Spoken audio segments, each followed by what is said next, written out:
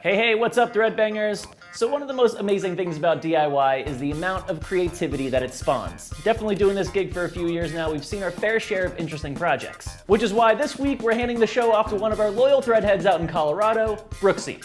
He's gonna show us how to make, well, what he calls a Purt. Or is it a Schurz? What's up, Threadbangers? My name is Brooks. My friends call me Brooksy. And I'm here in my studio in Aspen, Colorado.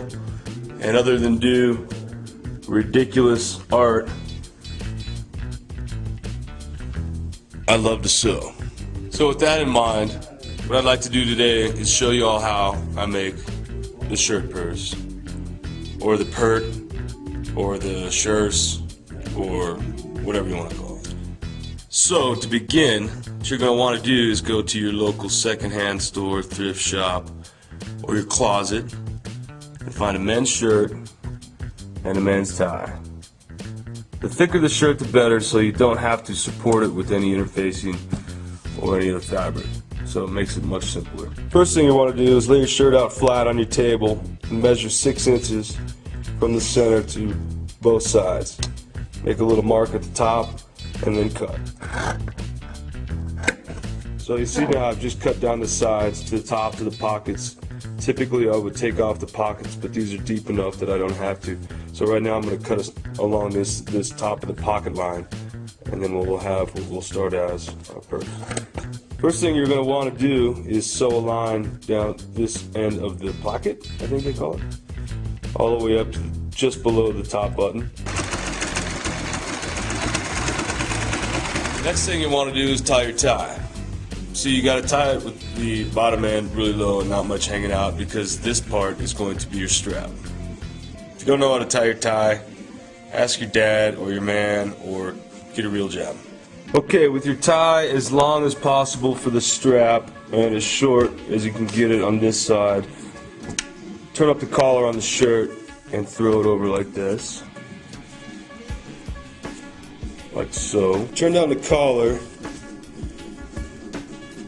But you're going to leave the tie coming out of the side right at about the top seam. Then what you're going to want to do is just sew a little tack on the collar to keep the collar down and to keep the tie in place.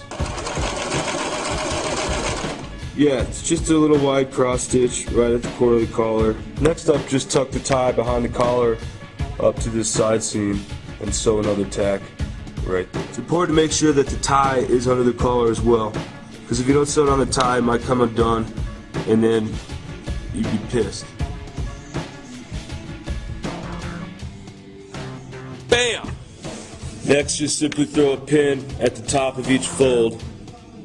So when you fold it inside out, you know how to line it up to pin it. Next, just fold the shirt inside out.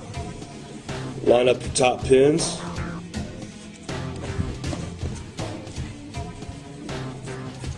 This is what you got. Your shirt's turned inside out. Line up to each edge. Bottom of the tie should be coming through centered. Pull out the rest of the strap, because like a dumb idiot, I typically do so the strap underneath, and I have to redo it. Alright, so I pinned around the edges all the way up to the top of the folds. I'll go ahead and sew about, try not to get more than a ½ inch in for your seam allowance. The table is shaking.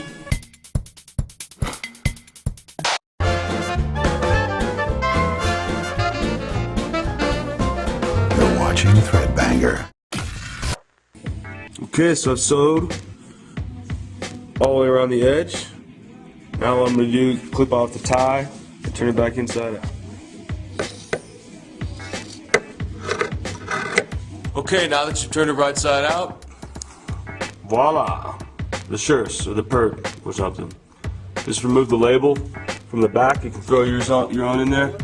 Mine's HauteStew. You can find me on Etsy at HauteStew.etsy.com. Other than that, thanks a lot, Threadbangers.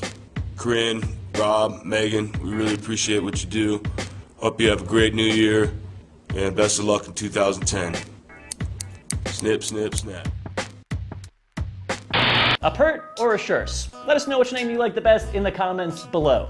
Now onto a completely different topic. If you don't know already, Threadbanger is having a big contest where we're giving away, that's right, a Threadbanger sewing machine. All you gotta do to be entered to win, like Brooksy, is make a video of you making something. It's that simple. Upload the videos to us at threadbanger.com or as a video response on YouTube. Starting next week, look out for more programming from us here at Threadbanger. New shows, new tips, more DIY tricks, all starting next week. We'll see you guys then.